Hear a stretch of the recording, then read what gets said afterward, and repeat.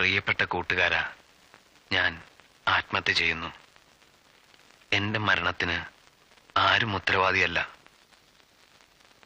എല്ലാവരാലും നിന്ദിക്കപ്പെട്ടപ്പോ ജീവിതം മതിയെന്ന് തോന്നി. ദൈവങ്ങളെ ചീത്ത പറഞ്ഞിട്ടുണ്ട്. പക്ഷേ അമ്പലത്തിലെ ഉരുളി മോഷണ ശ്രമത്തിൽ സത്യമായിട്ട് ഞാൻ പങ്കാളിയായിരുന്നില്ല.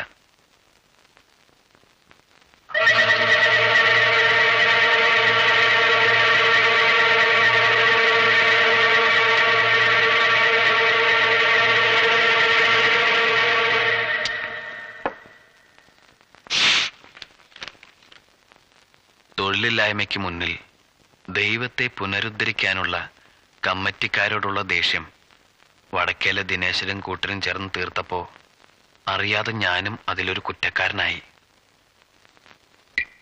സംഭവം നടന്നെന്ന രാത്രി ആൽത്തറയിൽ അവരോടൊപ്പം ഉണ്ടായിരുന്നു എന്ന് സത്യമാണ്. പക്ഷെ സുഹൃത്തെ, ഞാൻ നിരപരാധിയായിരുന്നു. പ്രശ്നങ്ങളെല്ലാം ഒതുക്കി തീർത്തിട്ടും പിന്നെ എന്തിനിങ്ങനെ ഒരു ശ്രമം എന്ന് നീ കരുതുന്നുണ്ടാവും. അതിനുശേഷം വീട്ടിലെ സ്ഥിതി വളരെ ക്രൂരമായിരുന്നു. എനിക്കൊരു തൊഴിൽ കിട്ടിയാലേ പാർട്ടീഷൻ നടത്താൻ പറ്റുള്ളൂ എന്ന അമ്മയുടെ തീരുമാനത്തിൽ കലി പൂണ്ട് കഴിയുന്ന പെങ്ങന്മാർക്കും അളിയന്മാർക്കും മുന്നിൽ ഞാനൊരു ബദ്ധശത്രുവായി മാറി. ഇരട്ട കുട്ടികളുടെ ഭാവി സുരക്ഷിതമാക്കാൻ സമ്പാദിച്ചതെല്ലാം മാഞ്ചിയം തേക്ക് പ്ലാന്റേഷനുകളിൽ തൊലഞ്ഞയിലുള്ള ദേഷ്യം മൂത്ത അളിയനും പെങ്ങളും എന്നോട് തീർത്തു. വെറും ഒരു ഡ്രിൽ മാഷായ അളിയൻ രാമുണ്ണി മാഷും 1ാം ക്ലാസ്സിൽ തറയും പറയും പാഠം ചൊല്ലിക്കൊടുക്കുന്ന ചേച്ചി മഹാലക്ഷ്മി ടീച്ചറും തരം താഴ്ന്ന രീതിയിൽ എന്നോട് സംസാരിച്ചു. പട്ടാളക്കാരെ ഭർത്താവിനപ്പുറം മറ്റൊരു ലോകമില്ല എന്ന് വിശ്വസിച്ചു കഴിയുന്ന 2ാമത്തെ പെങ്ങൾ വിജയലക്ഷ്മി നാഗാലാൻഡ് അതിർത്തിയിൽ എവിടെയോ തൂക്കുമായി കാവൽ നിൽക്കുന്ന ഭർത്താവിന്റെ മാനം ഞാൻ കാരണം നശിച്ചു എന്നാണത്ര ചേച്ചിയുടെ വാദം. 6 മുഴത്തിന്റെ പാതിയാണല്ലോ 3 മുഴം. 2 പെഗ്ഗടിച്ചാൽ കോംപ്ലക്സ് വർക്ക് ചെയ്യുന്ന പോസ്റ്റ്മാൻ അളിയൻ ബാലകൃഷ്ണൻ അന്ന് എന്നെ ഒരുപാട് തെറി പറഞ്ഞു. പെങ്ങളുടെ അംഗവൈകല്യത്തിന്റെ ഔദാര്യത്തിൽ ഭർത്തൃപദം കിട്ടിയ നീർക്കോലിയോട് പോലും എനിക്ക് ക്ഷമിക്കേണ്ടി വന്നു. ക്ഷമ കഴുതയുടെ ഗുണമാണെന്നറിഞ്ഞു തന്നെ. ആശ്വസിപ്പിക്കാൻ അമ്മ മാത്രം. പക്ഷേ എന്റെ നിരപരാധിത്വം അമ്മ പോലും വിശ്വസിച്ചിരുന്നില്ല. അമ്മയുടെ ഭാഷയിൽ പറഞ്ഞ 7.5 ശനിയാണത്ര എനിക്ക്. മകനെ സ്ഥാപിക്കാൻ ശനിയെ പഴിക്കുന്ന പാവം എന്റെ അമ്മ. എല്ലാം പൊറുക്കാം. പക്ഷേ അവളും എന്നെ വെറുത്തപ്പോ സഹിക്കാൻ പറ്റിയില്ല. വിശ്വാസമില്ലാഞ്ഞിട്ടും ദൈവങ്ങളെ പിടിച്ച് ഞാൻ ആണയിട്ടു. പക്ഷെ അവൾ എന്നെ വിശ്വസിച്ചില്ല. മുറച്ചെറുക്കൻ അരവിന്ദാക്ഷൻ പോലീസുമായുള്ള കല്യാണത്തിന് അവൾ സമ്മതിച്ചത്രേ. തീ നിശ്ചയിച്ചു. ഈ വരുന്ന 13-ാം തീയതി അവൾ സുമംഗലിയാവട്ടെ. ഈ മരണവേളയിലും ഞാൻ ആശംസിക്കുന്നു. അവസാനമായി ഒരപേക്ഷ കൂടിയുണ്ട്. എന്റെ ശവത്തിൽ സ്നേഹപൂർവം ഒരു റീത്ത് സമർപ്പിക്കാൻ അവളോട് പറയണം. ആ റീത്തിൽ നിറയെ ചെമ്പകപ്പൂക്കളുണ്ടാവണം. കാരണം ഞങ്ങൾ അവസാനമായി പിരിഞ്ഞത് നമ്മുടെ അമ്പലപ്പറമ്പിനടുത്തുള്ള ആ ചെമ്പകച്ചൂട്ടിൽ വച്ചായിരുന്നു. നിർത്തുന്നു. ഹൃദയപൂർവം, പരേതൻ.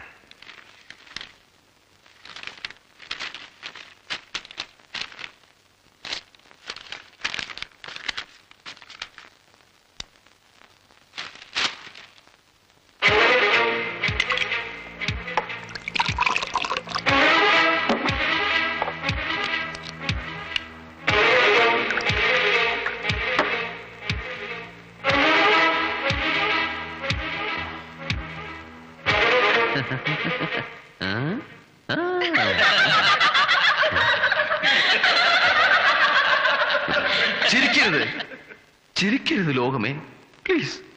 എന്നെ പരിഹസിക്കരുത്, പ്ലീസ്. അറിയാം, മരണം ഒന്നിനും ഒരു വിരാമമല്ല. പക്ഷേ ഭൗതികമായ എല്ലാ മാരണങ്ങളുടെയും നിവാരണം മരണം മാത്രമാണ്. അനിവാര്യമായ ഒരു പര്യവസാനം.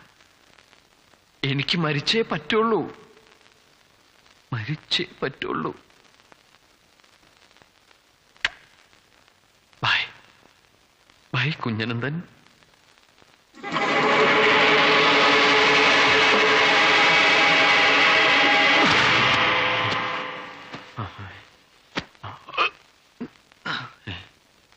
വെളിച്ചം വേണ്ട, സുഗമമായ മരണത്തിന് ഇരുട്ടാണ് ഉത്തമം.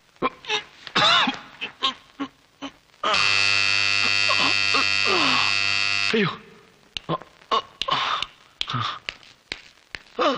സാർ സാർ സാർ കഥ സാർ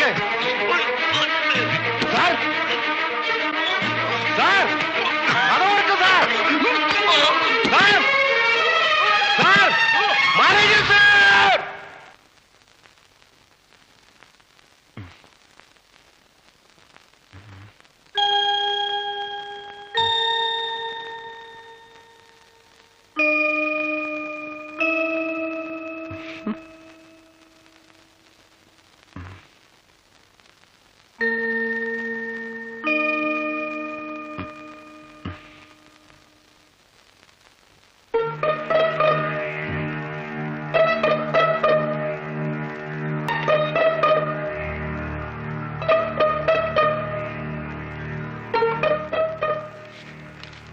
പോരല്ലോ, റെസ്റ്റോറന്റ് ബില്ലിൽ 200 രൂപ ഇനിയും ബാക്കി.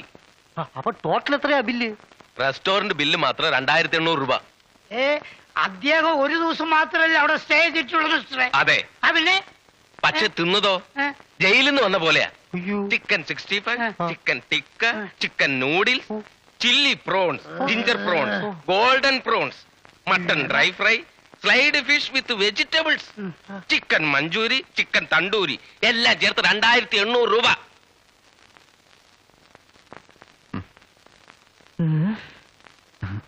വിശന്നപ്പോ കഴിച്ചതാ. ഓഹോ, അപ്പൊ തിന്നു മരിക്കാനായിരുന്നു പ്ലാൻ. ഇതൊക്കെ തിന്നിട്ട് ചാകാഞ്ഞിട്ടായിരിക്കും വിഷം കൂടെ കഴിച്ചത്. അതും ഏറ്റില്ലല്ലോ പണ്ടാരടങ്ങാൻ. ദേ, ഒരു സംശയം, നിങ്ങളുടെ ഹോട്ടലിൽ തണ്ടൂരി അടുപ്പുണ്ടോ? ഉണ്ടല്ലോ.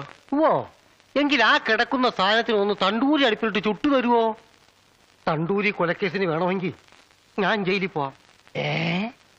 അത് വേണോ ബാലകൃഷ്ണ? വേണം.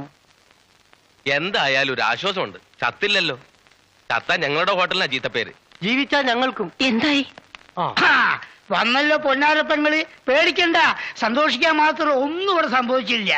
പൊന്നാങ്ങളുടെ വായ്ക്ക് അരിയിടുന്നതിന് മുമ്പ് ആ ബാഗിൽ നിന്ന് ഒരു 200 രൂപ കൊണ്ട് എടുത്ത്. 200 രൂപയോ? അതെ, ഇദ്ദേഹത്തിന്റെ ഹോട്ടലിൽ വെച്ചായിരുന്നു അദ്ദേഹം മരിച്ചത്. വായ്പയും പിരിവും നടത്തി മാക്സിമം ഞങ്ങൾ പിരിച്ചു.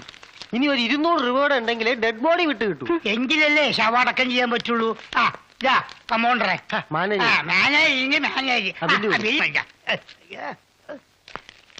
അങ്ങനെ ഹോട്ടൽ ബില്ല് ക്ലോസ്.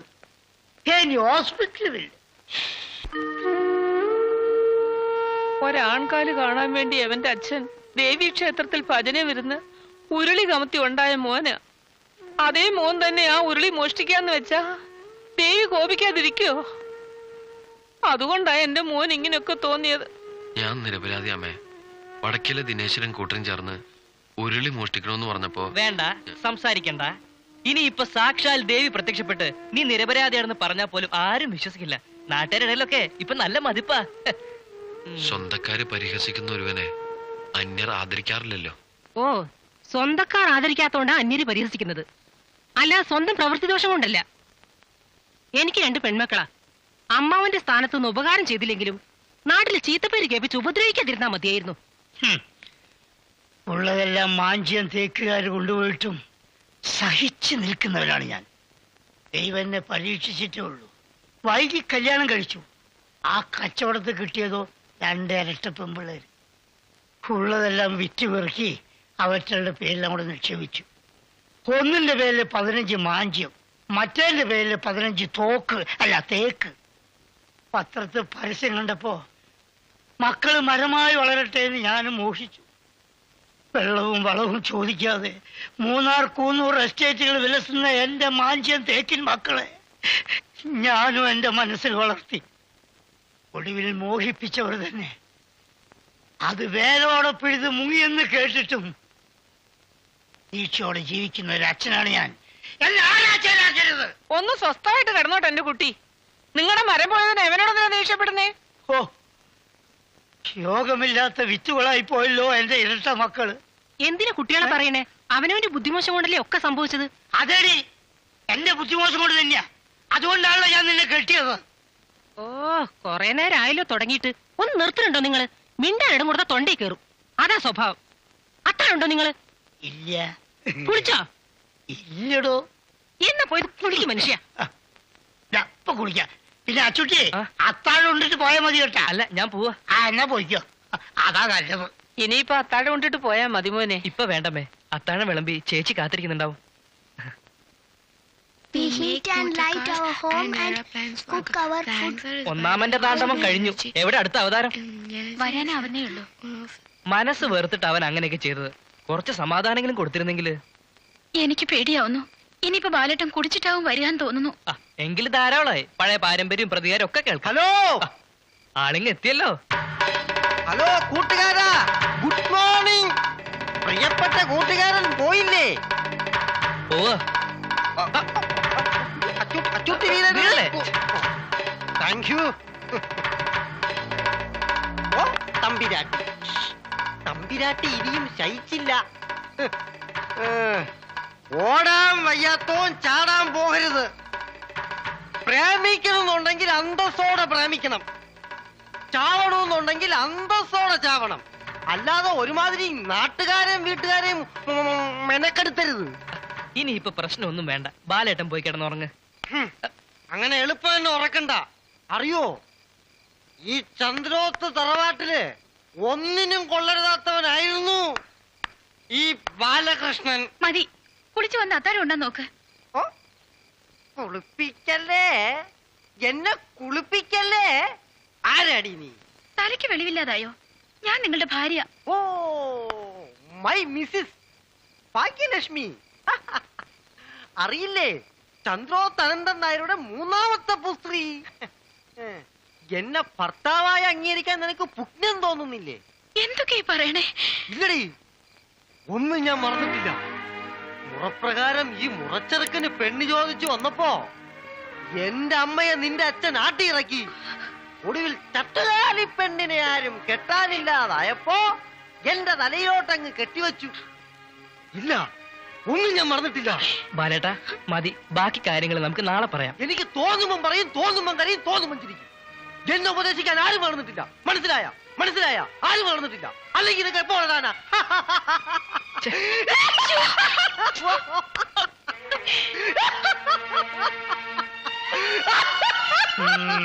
ദേ, എങ്ങോട്ടാ? ഒന്ന് മുറ്റം വരെ. എന്തിന്? കള്ളു കുടിച്ചവന്റെ കോമാളിത്തരം കേൾക്കാനോ? എന്നാ പിന്നെ ഇവിടെ നിൽക്കല്ലേ. ഓ, ഇനി തുടങ്ങി. സങ്കടമുണ്ട് അച്ചൂട്ടി, സങ്കടമുണ്ട്. ഒന്നും മറക്കാൻ പറ്റണില്ല. കണ്ടോ ആ കസേര? അതിലായിരുന്നു അന്ന് ചന്ദ്രോത്ത് അനന്തൻ നായർ ഇരുന്നിരുന്നത്. ദേ ഇവിടെ അല്ലടി ഇവൾ നിന്നിരുന്നത്, എന്റെ മുറപ്പെണ്ണ്. ദേ ആ തൂണിന് മറവിൽ ഞാനും എന്റെ അമ്മയും. ആ വാതിലിനപ്പുറത്ത് അമ്മായി തമ്പുരാട്ടിയും പരിവാരങ്ങളും മറഞ്ഞു നിന്നു. അതെ, ഞാൻ ഓർക്കുന്നു. അന്നൊരു ചിങ്ങമാസം 1-ാം തീയതിയായിരുന്നു. അമ്മയും ഞാനും മുറപ്രകാരം പെണ്ണ് ചോദിച്ചു വന്നു. വളരെ പ്രതീക്ഷയോടെയായിരുന്നു. എല്ലാം ഒരുക്കി ഞങ്ങൾ വന്നു. സമ്മതിച്ച ചിങ്ങം 18-ന് കല്യാണം. പക്ഷെ പെണ്ണ് ചോദിച്ചതും എന്റെ അമ്മയുടെ മുഖത്തിട്ട് അനന്തൻ നായർ എന്നൊരാട്ട്. എന്താ പേടിച്ചു പോയ? അല്ല, പെട്ടെന്ന് ആട്ടിയപ്പോ പിന്നെ പറഞ്ഞിട്ടാട്ടാൻ പറ്റുമോ? ഇല്ല, തീർന്നില്ല. എനിക്ക് പെണ്ണ് തന്നാൽ ഈ തറവാടിന്റെ പടി കയറില്ല എന്ന് ആ മൂശേട്ട കഷണ്ടി മാസ്റ്ററുടെ ഒരു പ്രഖ്യാപനം. നാറി പടിയടച്ചു പിണ്ടം വെച്ചാലും പടി വിട്ടിറങ്ങില്ല ആ കോന്തം ആയിരുന്നു. എനിക്കല്ലേ അറിയൂ. നിക്കവിടെ. അയാള് കൈ വിടുക. മാറുക. ചീള് ഡോ, ഡോ, പഴശ, കള്ളു കുടിച്ചാ വയറ്റിലിരിക്കണം. ആണോ? ആണോ? എന്നാലൊന്ന് കിടന്നാട്ടെ. എന്തിനാണോ കിടക്കണത്? കള്ളു കുടിച്ചാ വയറ്റിലിരിക്കണമെന്നല്ലേ പറഞ്ഞേ? ഒന്ന് കിടന്നു തരാതെ ഞാൻ എങ്ങനാ ഈ വയറ്റിലോട്ട് കയറി ഇരിക്കണേ? എന്താ ഇത് ബഹളം? അത്താഴം ഉണ്ടിട്ട് ഉറങ്ങാറായില്ലേ ഇതുവരെ? അയൽവക്കക്കാരെ കൊണ്ട് പറയിപ്പിച്ചിട്ട് അടങ്ങും നിർബന്ധ. എടാ അച്ചൂട്ടി, നീ പോയില്ലേ? എങ്കിപ്പോ കള്ളും കുടിച്ചൊന്ന് വേണ്ടാതിനും പറയുമ്പോ അമ്മ എന്താ ഒന്നും മിണ്ടാത്തെ? എടാ ബാലകൃഷ്ണ, അടിയൻ ഞാൻ പലവട്ടം നിന്നോട് പറഞ്ഞിട്ടുണ്ട് കള്ളും കുടിച്ചോണ്ട് ഈ വീട്ടിനകത്ത് ഇങ്ങനെ കയറി വരരുതെന്ന്. എടാ എവിടെ അച്ഛൻ എങ്ങാണ്ടോ ഒരു കാലത്ത് ഏതാണ്ടോ പറഞ്ഞെന്ന് വെച്ചാൽ നീ എന്താ എപ്പോഴും അവളെ ഇങ്ങോട്ട് കരയിപ്പിക്കുന്നത്? അവള് കരയണം. ആഹാ. ആ കണ്ണീര് കാണണം. അങ്ങ് അകലെ നിന്ന് രണ്ട് ആത്മാക്കൾ, എന്റെ അമ്മയും ദുഷ്ടനായ ഇവളുടെ അച്ഛൻ അനന്തൻ നായരും, അമ്മായിയുടെ ഭർത്താവ്. That is my revenge.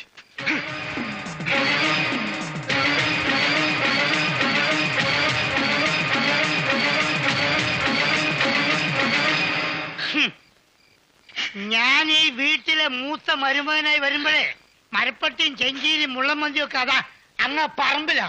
ഇപ്പൊ അതെല്ലാം കൂടി ഇങ്ങ് അകത്തായി. രണ്ട് പെൺമക്കളാ എനിക്ക്. അതാ ഇരിക്കുന്ന കണ്ണുറന്ന് നോക്കുക. എന്താ ഉള്ളതെന്ന് വെച്ചാൽ വീതിൽ ചെന്ന എങ്ങോട്ടെങ്കിലും പോവായിരുന്നു. സ്വസ്ഥായിട്ട് കഴിയാലോ. കഴിഞ്ഞ ആഴ്ച കൂടി ചേട്ടൻ എഴുതി ചോദിച്ചു പാർട്ടീഷന്റെ കാര്യം എന്തായെന്ന്. ആ ഞാൻ എന്നും പറയാറുള്ളതാണല്ലോ, കുഞ്ഞനന്ദൻ ഒരു വഴിക്ക് എത്താതെ ആരും ഇവിടെ സ്വത്തോഹരിയുടെ കാര്യം ആലോചിക്കണ്ട. വിഷം കഴിച്ചിട്ട് പോലും ഒരു വഴിയിലെത്താത്ത കുഞ്ഞനന്തൻ ഇനി ഏത് പെരുവഴിയിലെത്താനാ? കൂടപ്പറപ്പുകളെ ആരെയും എനിക്ക് വിശ്വാസമില്ല. എന്റെ കണ്ണടഞ്ഞ പിന്നെ എന്റെ മോൻ ആരും ഉണ്ടാവില്ല. അവന് കണ്ടക ശനിയ. എന്റെ ദേവി, എന്റെ മോനെ കാത്തോളെ. കണ്ടകശ്ശേരി കൊണ്ടേ പോകുന്ന ഇത് കൊണ്ടുപോകുന്നില്ല. ഇതെന്തൊരു പരീക്ഷണ ഭഗവാനെ.